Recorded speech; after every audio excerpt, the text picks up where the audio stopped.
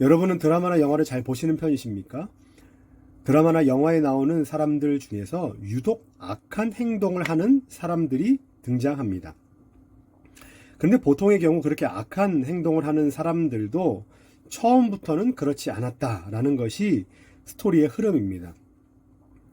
악한 인물인 그가 처음 어떤 일을 시작하게 되었을 때 그는 사실 누구보다 순수했고 사명감도 넘쳤던 사람입니다. 그런데 그 현장에서 살아가다 보니 처음 가지고 있던 사명감은 사라져 버리고 심지어 젊었을 때 자기가 그렇게 부당하다고 비판했던 그 어떤 상사의 모습과 같은 모양을 살아가고 있다라는 것이 보통 내용의 흐름입니다. 요지는 이런 거죠. 처음에는 그렇지 않았다. 그런데 그 안에 있다 보니 사람이 변하더라. 뭐 이런 겁니다. 대체 뭐가 사명감 넘치던 그 한 사람 젊은이를 그렇게 180도 바꾸어 놓았을까요? 변하게 만들었을까요? 많은 이유들이 있을 겁니다. 뭐 상황과 또 만남에 대한 여러 가지 상황들이 있지만 그럼에도 불구하고 보편적이면서도 종합할 수 있는 이유 중 하나를 꼽자면 저는 그것이 익숙함이 아닐까라는 생각이 듭니다. 혹시 여러분들은 이와 같은 익숙함이라는 것 때문에 처음 먹었던 마음과는 전혀 다른 삶을 살아가고 있지는 않으십니까? 지금 여러분들의 신앙생활은 어떻습니까? 혹 처음에는 그렇지 않았지만 너무 익숙해져 버린 나머지 지금의 신앙생활의 모습이 혹 변질되지는 않으셨습니까? 라고 여쭤보는 겁니다. 오늘 우리가 함께 읽은 본문은 선한 사마리아인의 비유라는 제목으로 많이 알고 계시는 내용입니다. 아이들도 그렇고 어른들도 그렇고 접하기 쉽고 단순하며 흥미롭고 교훈적인 내용의 메시지입니다.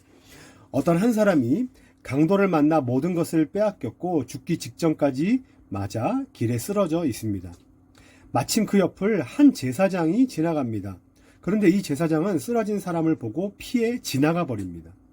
그 뒤를 이어 또 다른 한 레위인이 그 옆을 지나갑니다. 하지만 이 레위인도 쓰러진 사람을 보고 이내 피해 지나가 버립니다.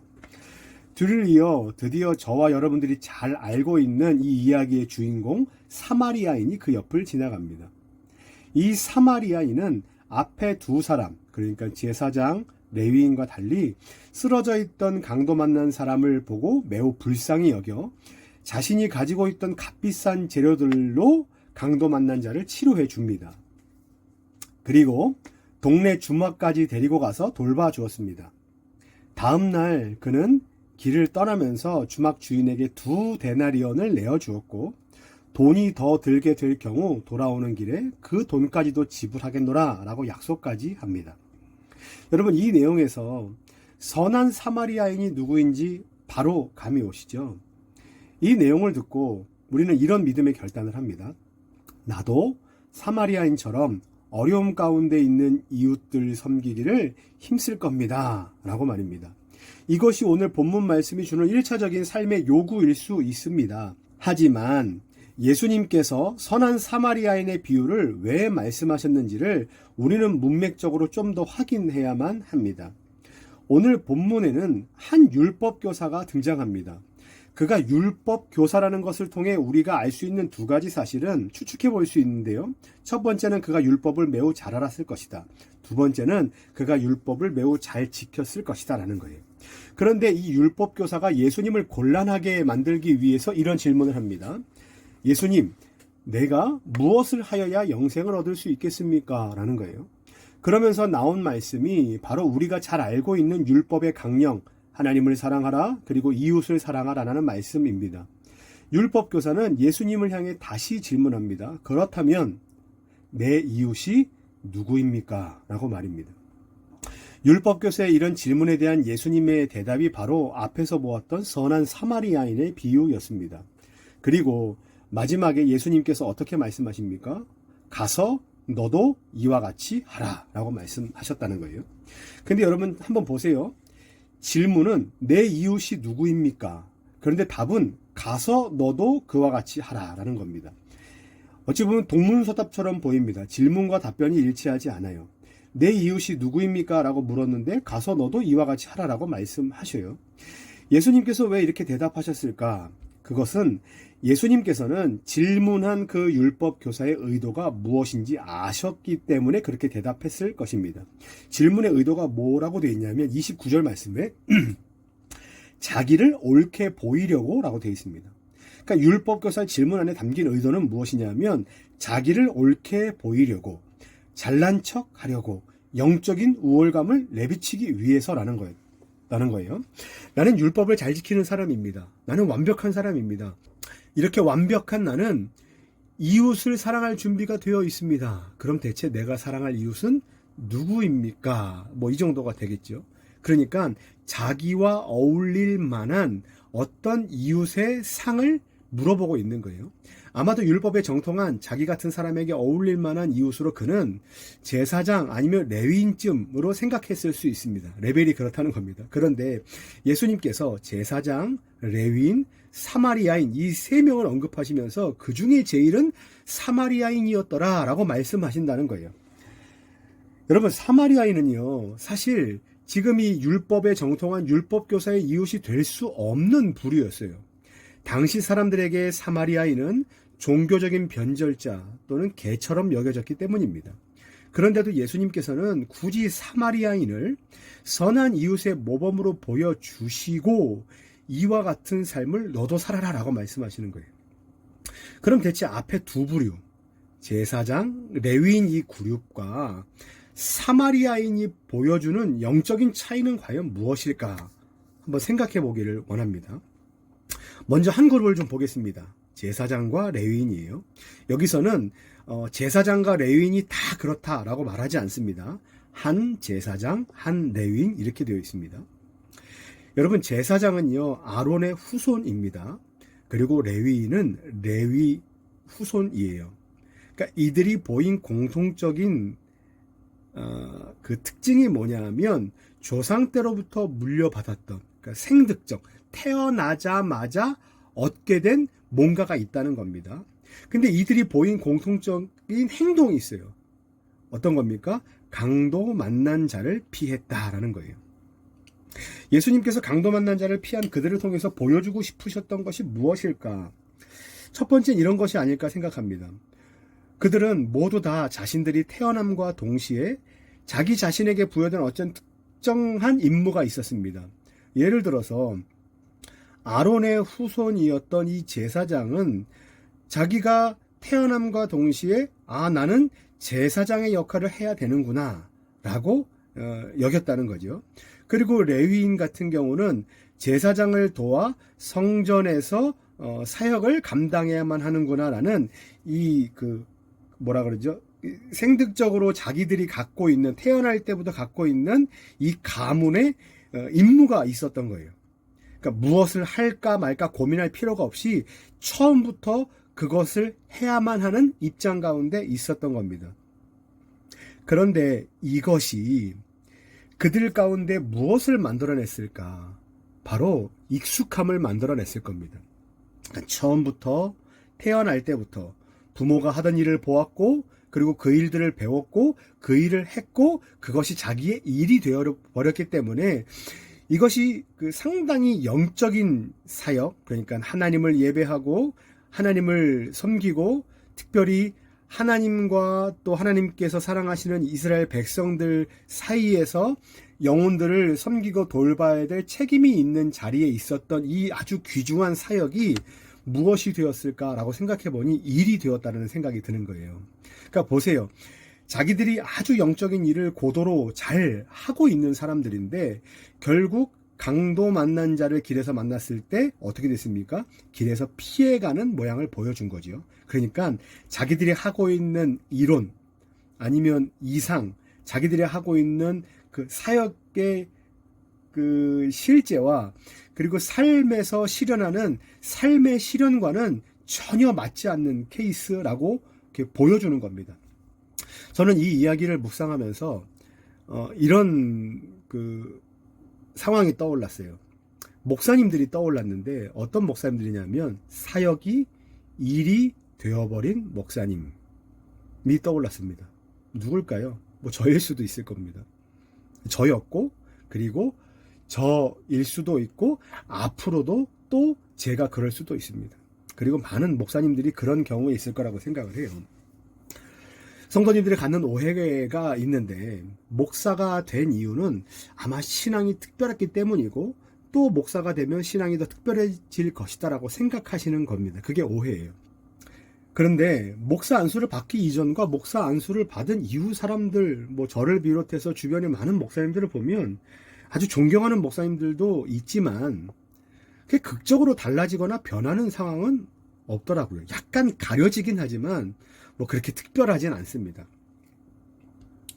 오히려 양들을 목양하고 예배를 섬기고 말씀을 선포하는 영적인 사역들이 점점 익숙해지게 되고 일처럼 진행되게 되면서 이런 경우는 본 것 같아요. 마음이 더 완고해지고 무뎌지는 경우를 마주하게 되는 겁니다.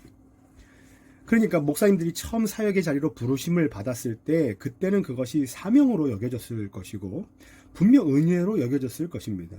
근데 그것이 마치 제사장과 레위인이 태어남과 동시에 주어진 그 사역처럼 너무 익숙해지고 반복적인 일상이 되어버리니 사역이 아니라 일이 되어버린 거지요. 영적인 일이 그냥 말 그대로 일이 되어버린 겁니다. 기술적으로 변한 겁니다. 그 안에서 목회자의 영적인 부분은 화석화가 돼버립니다. 그러면서 이런 마음을 가질 수 있습니다. 우월하다. 여기서 안전하다. 여기서 나는 목사다라는 타이틀 뒤에 숨게 되는 겁니다. 근데 이것은 제가 목사니까 목사의 입장에서 이렇게 얘기하지만 여러분 목사만 그렇다라고 생각하시면 그것도 오해입니다. 왜냐하면 단순히 목회자에게만 이런 일이 있는 것이 아니라 그리스도인으로 살아가는 저와 여러분들에게도 이런 일이 충분히 일어났었고 일어나고 있고 일어날 수 있다는 거예요. 여러분 그리스도인이라는 말은 크리스찬이라는 말은 교회에 다니는 사람들 자신들이 정의한 말이 아니에요. 오히려 안디옥에서 예수님을 믿고 따르던 그 신자들을 뭐라고 표현할 방법이 없을까라고 했을 때 사람들이 그들에게 붙여준 별명이 그리스도인, 크리스찬이었다는 겁니다. 그런데 우리는 그리스도인으로 살아가면서 그리스도인 그 이름 뒤에 그 숨어 있고 그 익숙함 안에 갇히게 되는 경우가 참 많습니다. 신자인데 그리스도인인데 집사고 권사고 장로이고 나는 청년이고 나는 크리스찬 청소년이고 어린이인데 난 보니까 어렸을 때부터 교회 다녔고 엄마 따라 교회 다녔고 아니면 젊었을 때 뜨겁게 교회를 뭐 믿고 갔는데 지금 많은 시간이 지나고 많은 일을 하다 보니 그 감격이 다 사라져 버리는 경우가 있는 거예요. 처음에는 큰 은혜였고 감격이었고 모든 것이 새로웠을 겁니다. 말씀 한 절 한 절이 꿀송이처럼 달았을 것이고 찬양 가사 한 절, 기도 한 구절 한 구절이 모두 감사였고 눈물이었을 거예요. 그런데 이것이 마치 숨쉬는 공기처럼 돼버린 거예요. 그러니까 숨을 쉬고 있는 것이 매우 감사한 일임에도 불구하고 매우 중대한 일임에도 불구하고 그것이 지속적으로 내 안에 공급이 되다 보니 그것이 별반 중요하다는 것을 우리가 알지 못해요. 일상이 매우 중요하다는 것을 우리가 언제 깨달았습니까? 여러분 코로나가 터지면서 깨달았잖아요. 마스크를 벗고 숨 쉬는 것이 마스크를 벗고 무엇인가를 하는 것이 대중교통을 타는 것이 얼마나 그 큰 축복이었구나라는 것을 우리는 그 상황이 바뀐 다음에는 알게 되지만 그 전에 모르는 거거든요. 그리스도인으로 살아가는 것도 숨 쉬는 것처럼 당연하다고 여겨지고 감각되지 않는 것이 우리의 화석화된 영적인 모양일 수 있다는 겁니다. 여러분 금식해 보셨습니까? 한 끼, 두 끼, 뭐 그 이상을 금식한 이후에 식사 기도를 한번 해보십시오. 이전에 했던 식사 기도와는 180도 달라집니다. 모든 감각이 새로워지고 모든 음식 하나하나가 하나님의 은혜라는 것을 그때 우리가 알게 됩니다. 어떨 때는 식사 기도하면서 눈물이 날 때가 있어요.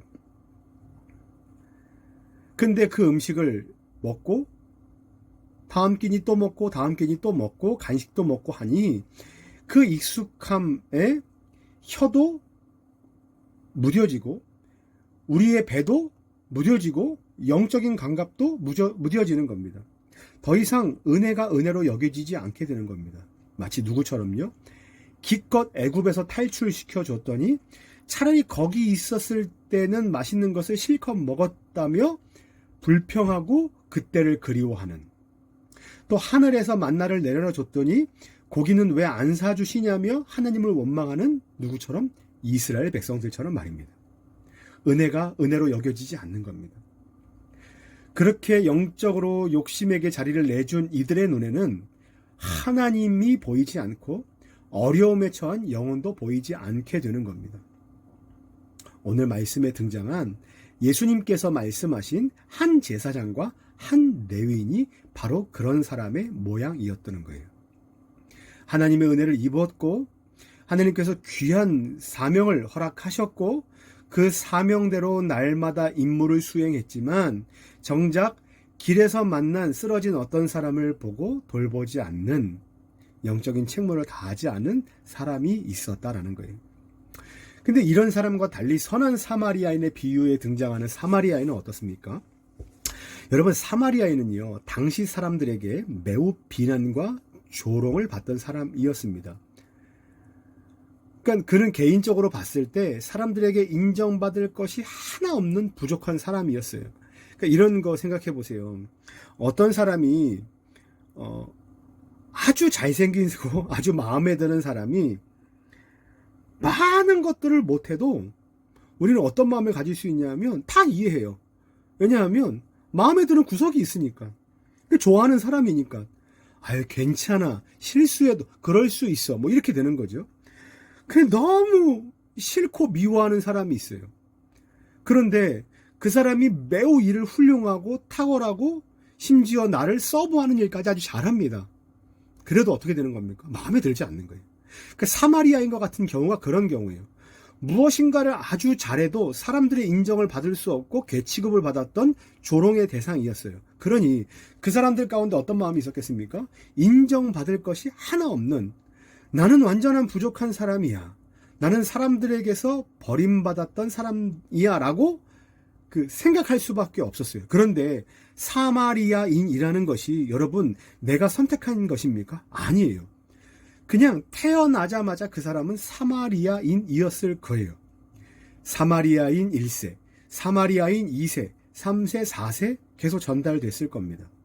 그들 마음 안에 이런 생득적인 낮은 자존감, 아니면 부족함, 사람들로부터 천대받았던 것, 이런 것들이 자기 자신들 안에게도 잡혀 있었던 생각일 뿐만 아니라 유대인들에게서 있었던 보편적인 생각이었다고요.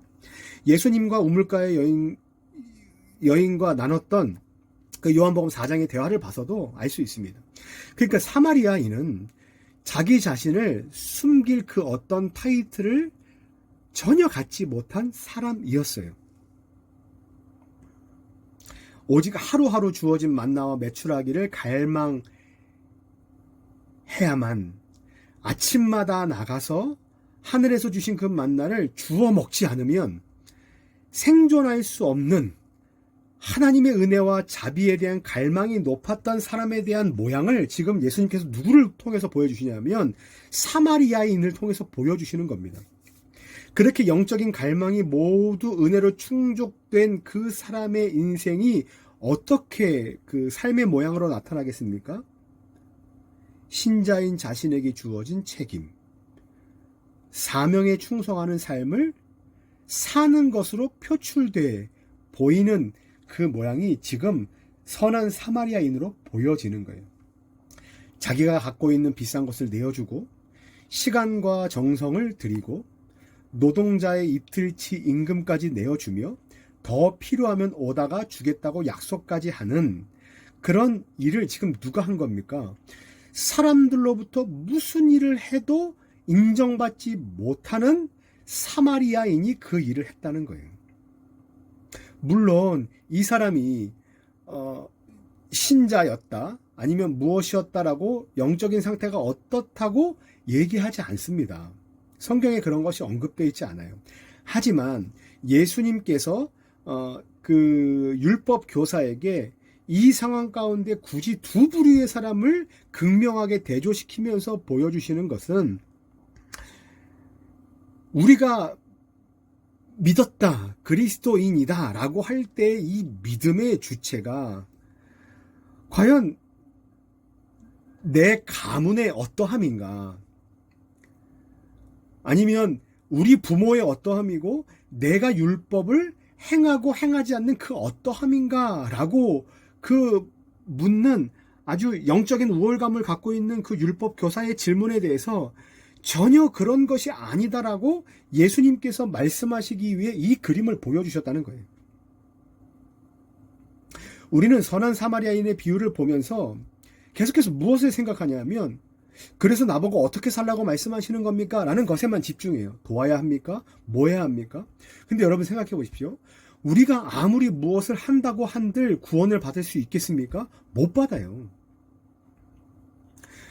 오늘 말씀에서 어떻게 영생을 얻을 수 있습니까? 라는 질문에 예수님께서 하셨던 말씀이 뭡니까? 하나님을 사랑하고 이웃 사랑, 뭐 이런 건데, 예수님께서 그 답을 하신 이유는 뭐냐 하면, 너도 그와 같이 하라라고 말씀하신 그 이유가 뭐냐 하면, 네가 그것을 하면 영생을 얻겠다가 아니라 예수님을 골탕 먹이기 위해서 영생을 하면 어떻게 얻을 수 있습니까? 라는 그 우월과 자만한 마음을 가지고 있는 그 질문에 대해서 그럼 그렇게 해봐라 라고 예수님께서 말씀하시는 거예요. 근데 여러분, 그리스도인 됨은, 신자 됨은, 하나님 나라의 백성이 됨은 어디에 있습니까? 우리가 무엇을 했기 때문입니까? 아니에요. 우리가 어떤 가족의 그 신분을 갖고 있기 때문입니까? 흙수저이기 때문에 그래요? 금수저이기 때문에 그래요? 뭐 그런 어떤 태생적인 것 때문에 그렇습니까? 아니에요.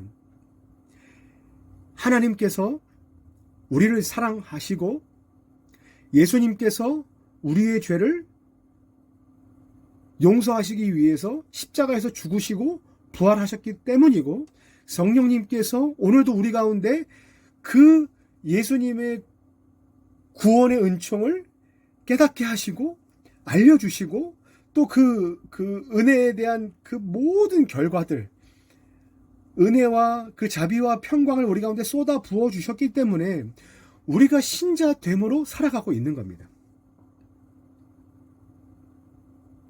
어제 이제 방송을 보면서 이제 지올팍이라는 가수를 이제 알게 됐습니다. 이 예능 프로그램에 나오더라고요. 이 형제가 개신교 신자라고 자기를 소개합니다. 그리고 노래 제목이 크리스찬이에요. 그래서 저는 이렇게 생각했어요. 역시 선한 영향력을 끼치는 사람들이 연예계에 많구나 라는 생각을 했습니다. 그리고 유튜브로 지올팍 크리스찬이라는 제목을 한번 검색을 해보고 충격을 받았습니다. 왜 그러냐면, 지올팍이라는 사람이 노래를 하나 만들었는데 그게 크리스찬이라는 제목입니다. 아주 뛰어난 음악적인 영향력을 갖고 있는, 뭐라 그럴까요? 아주 기술적으로든 표현력이든 이게 상상력이든 아주 충분히 뛰어난 사람이라고 제가 여겨졌습니다. 그런데 문제는 문화적 상상력이 제가 받아들이기엔 쉽지 않다라는 거예요. 꼰대기 때문에 그럴 수도 있겠습니다. 또 하나는 표현이 매우 거칠고 자극적이며, 또 그 내용이, 지올팍이라는 사람이 어떻게 얘기했냐면 허울뿐인 명목상의 크리스찬들에 대한 비판이었고, 자기 자신도 그런 크리스찬 중에 하나이다라는 것에 대한 풍자다, 이렇게 이제 노래를 소개했는데, 그러면 이제 어떤 방향성이 있어야 될 것 아닙니까? 우리는 명목상의 크리스찬, 아주 뭔가 이렇게 거짓된 크리스찬이니 그러면 이렇게 합시다 저렇게 합시다라고는 얘기가 돼야 되고, 아니면 이렇게 그것이 표출될 때 아주 선한 영향력이 끼쳐지도록, 그래 나 그렇게 살지 말아야지, 이렇게 영향력이 끼쳐지도록 표현이 돼야 되는데, 영상을 보고 가사를 보니 믿지 않는 신자들 입장에서 봤을 때 크리스찬 맞아, 저렇게 아주 거짓되고 아주 진실되지 못해 라는 것에 대한 비판은 쉽게 만들었음에도 실제 크리스찬으로 살아가는 그들의 마음이 변화되기 위해서 만들어졌다는 생각은 들지 않았기 때문에 그래요. 가사 중에 이런 가사가 있습니다. I just bought a Christian 이라는 단어가 있어요. 이렇게 문장이 있어요. 여기서 나는 단지 bought, 샀을 뿐이다. 크리스찬이라는 것 하나를 샀을 뿐이다. 이렇게 되어 있는데 여기서 자막이 이렇게 달렸습니다. 크리스찬이라는 이 단어에 대한 자막을 크리스찬 디올이라는 명품으로 자막을 달았어요. 그러니까 이렇게 됩니다. 나는 크리스찬 디올을 하나 샀을 뿐입니다. 라고 되어 있어요. 근데 보세요. 비꼬고 싶었던 내용이 뭡니까? 마치 나는 단지 명품 하나 구입해서 입고 걸치고 있는 것처럼 크리스찬이라는 명분도 샀어. 라고 생각하는 그 그리스도인들이 많다라는 거예요.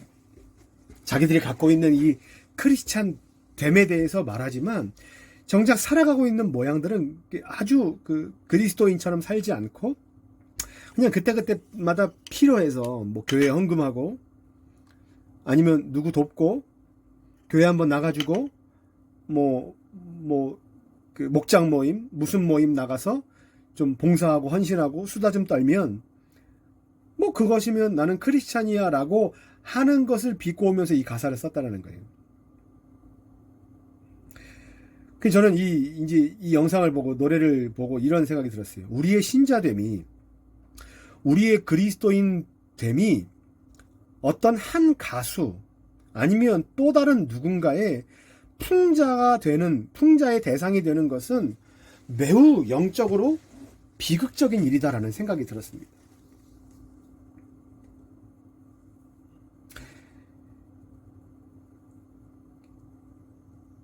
여러분,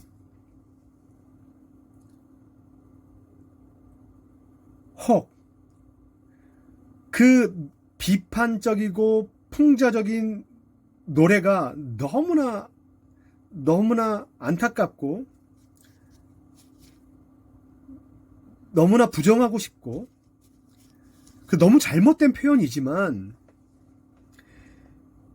여러분 혹시 여러분이 하나님 나라의 백성됨이 그리고 여러분이 그리스도인 됨이 혹 너무 익숙해져 버리진 않으셨습니까? 그래서 무뎌지진 않았습니까? 처음에는 그렇지 않았는데 그 안에서 살아가다 보니 때도 묻고 변질된 채 살아가고 있지는 않으십니까?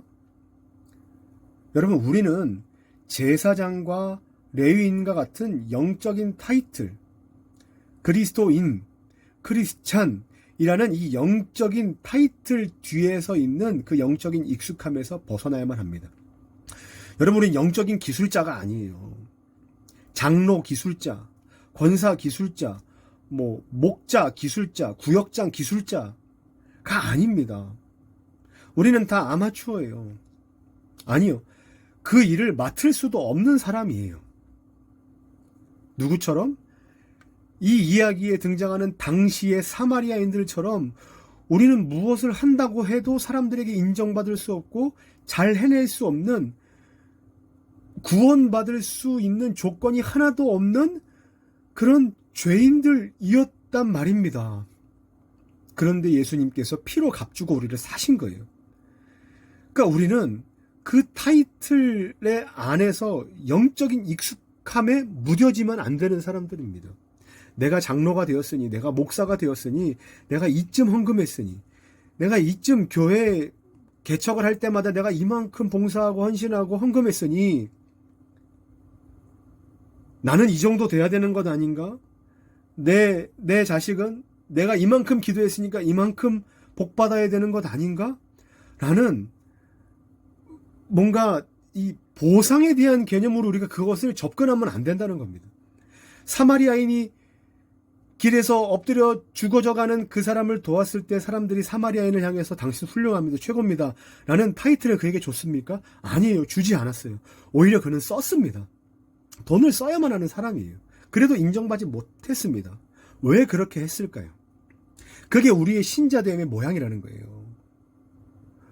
우리는 무엇을 했기 때문에 얻은 신자됨이 아니라 우리가 아무것도 내세울 것 없지만 신자로 불러주셨고 구원해 주셨고 그리스도인이라는 타이틀을 얻게 되었으니 그 다음에 우리의 삶이 어떻게 되어야 합니까? 하나님께서 우리를 사랑하신 대로, 예수님께서 우리가 아무것도 없음에도 불구하고 내어주신 대로 우리도 그렇게 살아야 하는 사람이다 라는 것을 보여주시는 거예요. 율법 교사는 그러면 내 이웃이 누굽니까? 나와 어울릴 만한 사람이 누굽니까? 라는 어울릴 대상에 대해서 얘기할 때 예수님은 너는 선한 사마리아인처럼 살아라 라고 얘기하십니다. 여러분, 우리의 영적인 우월감을 찾기 위해 그리스도인이라는 타이틀을 사용하지 마십시오. 우리가 그리스도인 됨은 내가 원래 어떤 존재였는가를 직면하게 하는 단어여야만 합니다. 그리고 내가 지금 현실을 그리스도인답게 살아가고 있는가를 계속 나에게 반문하는 그런 질문의 도구로 사용해야만 합니다. 여러분들은 그리스도인이십니까? 바라기는 나는 제사장, 레위인이라고 불리는 사람들처럼 아주 매우 많은 봉사와 헌신을 했어 라는 영적인 익숙함과 영적인 타이틀에서 탈출하시기 바랍니다.